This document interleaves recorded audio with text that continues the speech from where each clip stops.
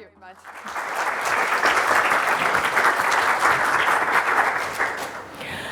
So, first of all, it's a big pleasure to be here today with all of you. I've been really missing these opportunities of meeting people in person, because it's also the way I actually was introduced to sales enablement, and I learned a lot from the exchange of ideas, from best practices, and really learning, thinking about others are putting in, are activating sales enablement into their companies. I've been now in sales enablement for about 6 years, and when I started in sales enablement, the main question that I was always asked was, why sales enablement?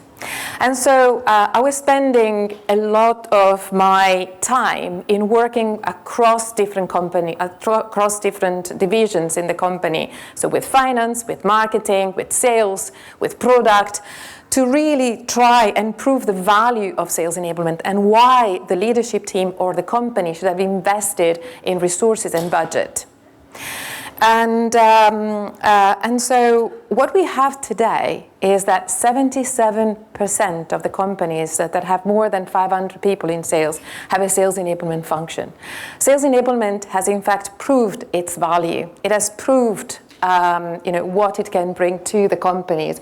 And we can see, for example, how it can increase productivity from 10 to 15% according to CSO Insights, how it can help improving the win rate, especially on forecasted deals, on more than 17%.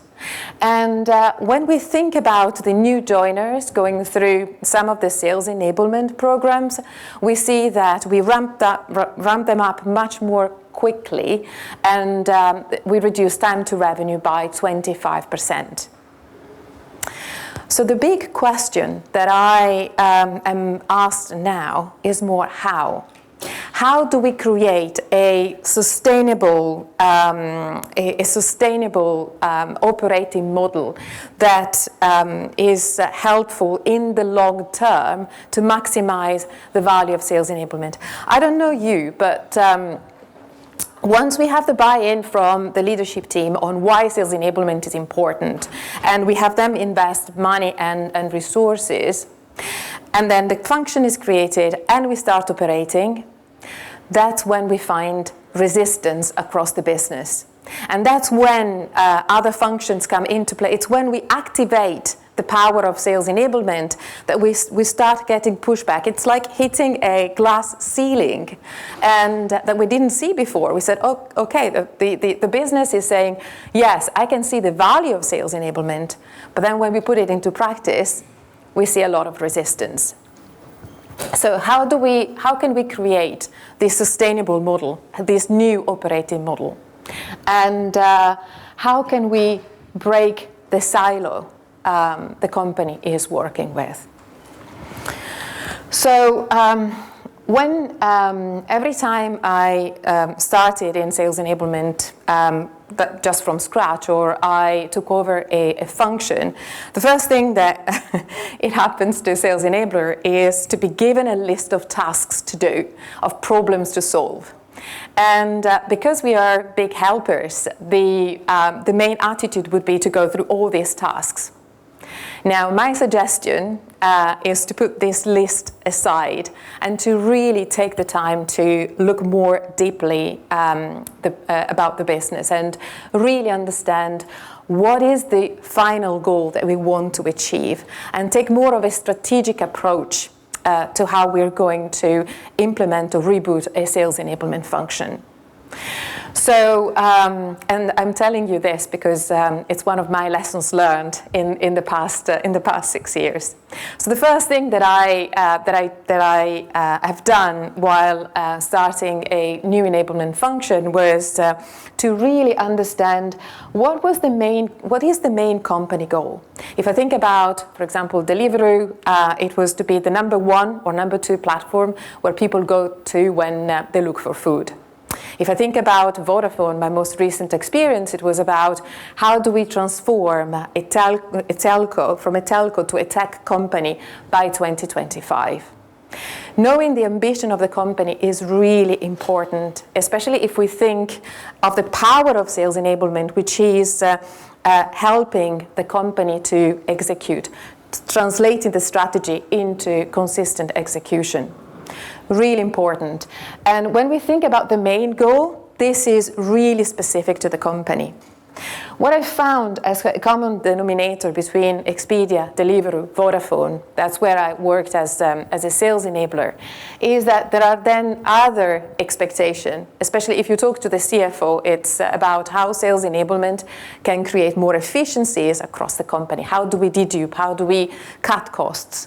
Or if you talk with the CRO, or the CEO, they think about can you help me generating growth, which is generating more pipeline or helping me selling more products across the existing customers.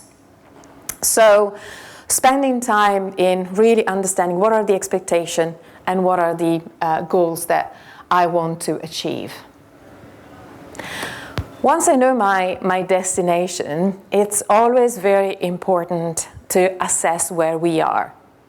And I always start, Britta was saying before that sales enablement is all about people. And it's about assessing where we are as a people, as a company, at the start of our journey. If we need to prepare to climb Mount Everest, do we have the right skills? Do we have the right capabilities? Do we have the right support to climb? And this is what I did, for example, when I joined Vodafone. I had a team of 15 people, and it was really important for me to assess the team. And there are a lot of, you can work, I don't know if you work with analysts, or there are a lot of assessment framework that you can use to help you identify where you are and how your team is structured or prepared for the climb.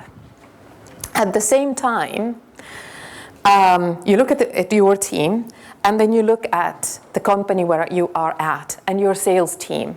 And you think about, what are the possible blockers or challenges that I need to unlock in order to help them reach the destination. And for example, when we think about Vodafone, one of the key blockers was there was a gap in digital expertise. The gap in digital expertise was the inability for the sales team to use properly the digital channels, or there was a low adoption of digital processes and tools, and the majority of the training was all based on fixed webinars hours, so completely unflexible. If I look then at who was enabling sales, so all the different functions, what I could see is that there was a siloed approach. So there was a misalignment between the targets of the functions and the sales team. There was no content governance, and the communication strategy was completely inefficient. And these are issues I think that everyone is fine. These are not just like Vodafone or the company that I work with in terms of issue. I think they're kind of common issues that we find in sales enablement. And then the third one is the lack of customer insights. So what we have seen during the pandemic was that the customers have shifted to digital much quickly than we thought. And they are more like product savvy. There are more people who are involved in the decision-making process, so it's becoming more complex to identify who can help me winning a deal as a salesperson. And the third important piece is that they know the products quite well, and so they don't want us to tell them about the products. They want them to tell us how our products can help them winning new opportunities or solve for their problems. So I spent my first 90 days, maybe 60, to really deep dive and understand, what were the challenges that we had to overcome. And so the bigger, from my experience, the bigger the gap that you have from your destination and where you are as a team, the stronger is the team that you need to build. So already, managing a change within a company requires a lot of energy. When you think about, driving such a change where you need to help the company achieve their goals, and especially sales achieve the goals of the company, and creating efficiencies and generating growth, it's a big task. And so one of the first things that I understood was I needed to create two parallel plans, one for the team and one for the company. And so it was like managing change within a change. So to go back to Britta, it's not as simple. We call it simplicity, but simplifying, it's a lot of work. There is a lot of work behind the scenes. And so how did I approach the team and what needed to be done? So looking at the goals that I wanted to achieve as a company, I, together with the team, we identified 4 key areas of focus. And the first thought was, 1, we need to transform our team from a task focus to an output-focused team, and think about the task as one of the steps that helped me achieving that particular goal. And the goals that we set as a team were all shared with the functions we were working with and shared with sales. And this is what would have helped us creating a culture of accountability across the functions and a better cooperation. And us as a team, so we defined clear roles and responsibilities across each person, and we defined 4 key focus areas. One was around content and communication. So if we wanted to create more of a digital culture across the team, we needed to be expert in using digital tools, expert in using communication to engage within the company and to engage with sales, and really expert on digital channels. So what we did was those who were leading content and communication, they attended webinars, trainings. They were also peering with sales. Somebody who is communicating to sales really need to understand how is the life of a salesperson. And the majority of the team, of the people in my team, didn't have a sales background. So how can we communicate to sales if we don't know their language? And sales have a very particular language, which is determined by 2 factors. Sales don't have time. So time is the biggest stretch for a salesperson. So you need to be crisp. It's like sharing with them the news, what you need to know in 5 minutes. This is how sales absorb information and they stay current. And the second thing, it needs to be relevant to them in that particular moment. It needs to be convenient. It needs to be, spot on in what they're trying to achieve in that particular moment. So if you tell them something that is happening in 3 months, they will just be frustrated because they say, oh, wow, this is happening in 3 months. I want something that is helpful for me now. So how do you balance the company needs with the sales needs? Really important to understand how sales communicate.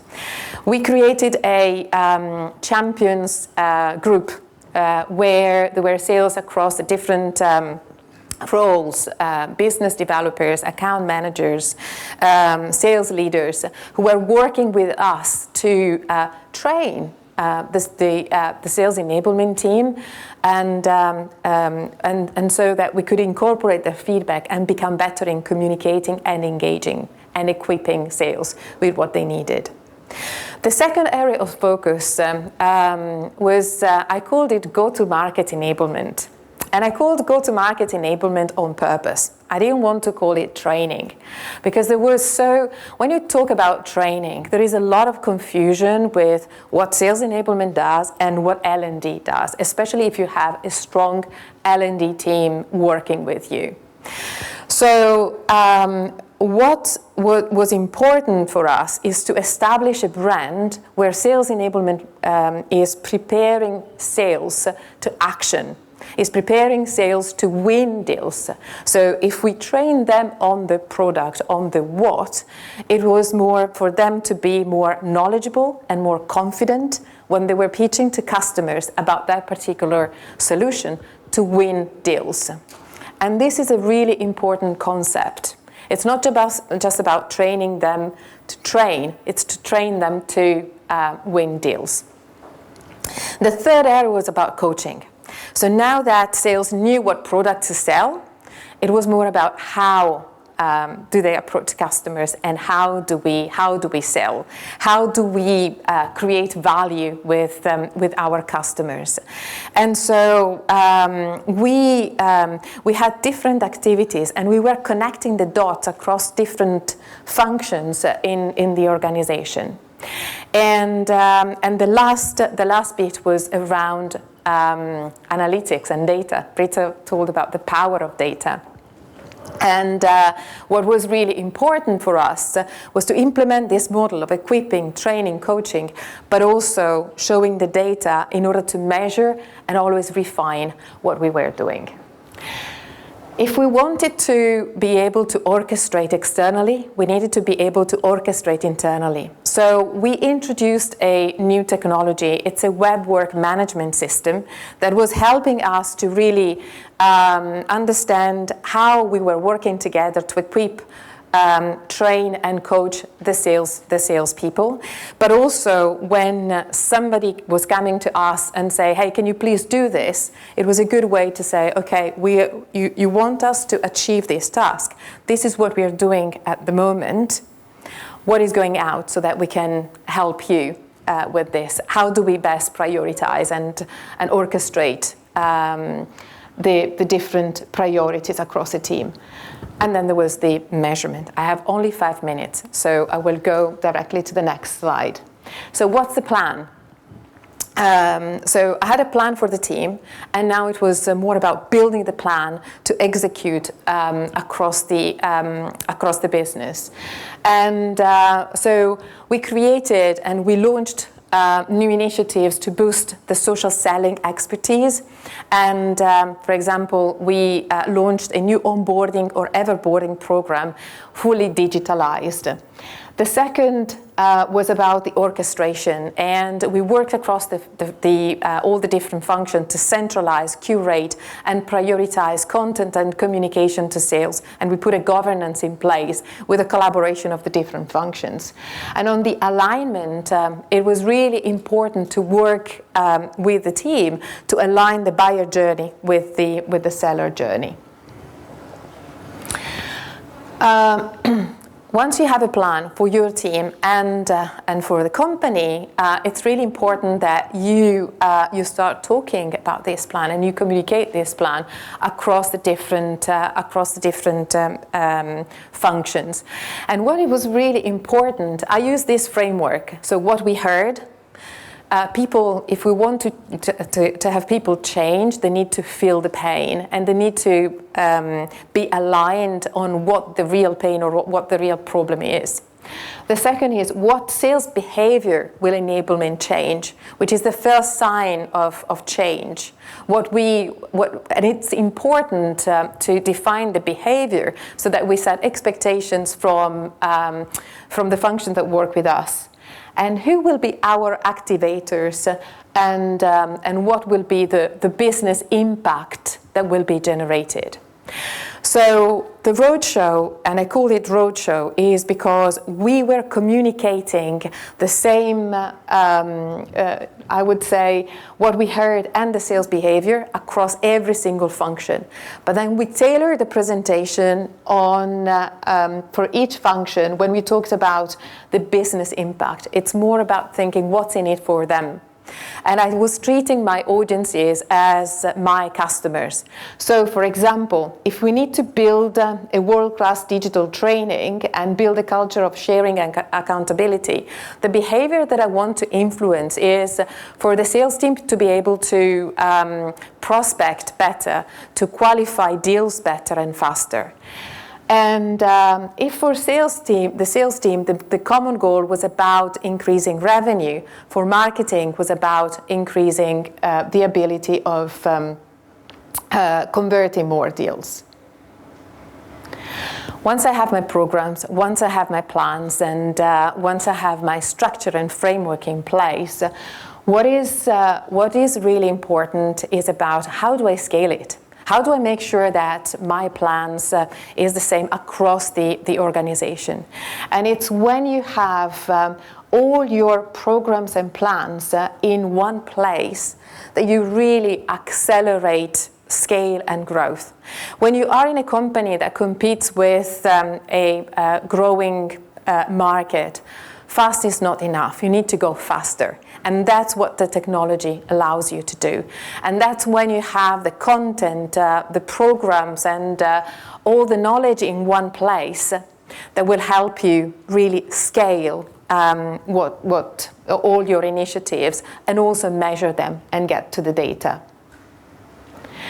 So I will rush into the data and into the impact because I have Britta waiting for me, and we have the next presenter coming soon. And so the first impact is always think about the behaviors that we wanted to change and did we maintain our promise. And so it's always important to look at the behavioral change in order to be able to forecast. And then think about the business impact. These are the lagging indicators that we can use, but and usually company always want to have the lagging indicators, but sometimes when we look only at lagging indicators, it's too late to forecast. So it's really important to educate the functions to work with leading and lagging indicators.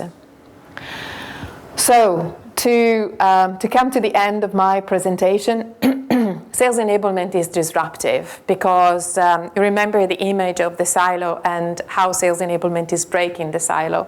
It's really important to create this culture of collaboration across all the functions, to start with trust, because the human element is super important to create this operating model that helps us with a stronger interlock, with the functional orchestration, and with the alignment, internal alignment and external alignment, to provide our customer the best possible experience.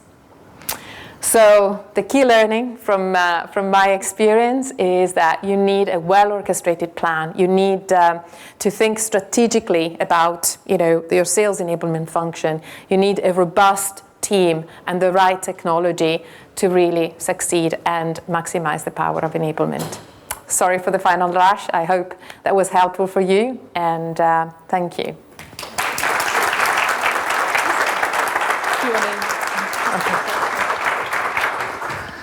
Thank you, Laura. All right, now it's your chance. We have a couple of minutes for a Q&A where you can pick Laura's brain. Yes. You can. Thank you. Perfect. The sales technology which you just showed, was that HighSpot? So yes, so I actually implemented two technologies in my experience. I implemented Showpad and I implemented HighSpot. To be like the big names are Showpad, HighSpot, and Seismic at the moment. And what is really important is that you choose the technology that best fits your company and your needs. Yeah. Thank you. Talk about glass ceilings and salespeople, you said, don't have time. Yeah. But we want them to change their behaviours and do training, and that's kind of battering ram. How did you get across that barrier to persuade sales that they needed to take the time? Good, and that's another very good question. So you need to make time, and to make time, you need to educate the company to prioritize. And this is one of the biggest challenges that I found in enablement. And again, to help what I did to help the company prioritize. Sales enablement has the privilege of seeing everything that is going on into the business, and you can see marketing with their proposition, products with their new products, operations launching new processes, for example, and L&D with new trainings. What I did, and that was very powerful, put everything in one place. And I created a sales calendar with all the different events impacting sales. It was unbelievable. There was no time to sell. So, and when you go back to the leadership team and you show how busy is the calendar, and it's not just sales complaining about not having time, but you need to, as a company, you need to find, to help sales to find time to upskill themselves and to sell. And really, when you have this image of the calendar, that's when people really feel the pain that a salesperson feels every day. Yes. Final question. I'm sorry, but I have to be on time. It's a work in progress slide. Don't feel do it on the slide, right? Did I send that to you? Yeah, I sent it yesterday. Now you got that. Oriented toward the team goals as well as the company goals. Might you explain this in a few words more? Yes. So I'll start with the company goals, and it's important to have communality of goals in order to have buy-in for the different functions, at least according to my experience. So, for example, with sales, they have revenue targets, and we wanted them to achieve those revenue targets. And we had also communality of goals with marketing and with the functions we were working directly with. At the same time, as a function, though, you have your own goals, which is what you control best. Because the targets that you share with other functions, those are the targets that you can influence. But there are many factors that can affect them. While if you have your team goals, which is more based on the delivery of some of the programs, the attendance, and the behavioral change, this is something that you can control or influence more. So the leading indicators were more like the goals of the function. The other goals were critical for us to get the buy-in and to create this operating model across the functions. Very good. Wonderful.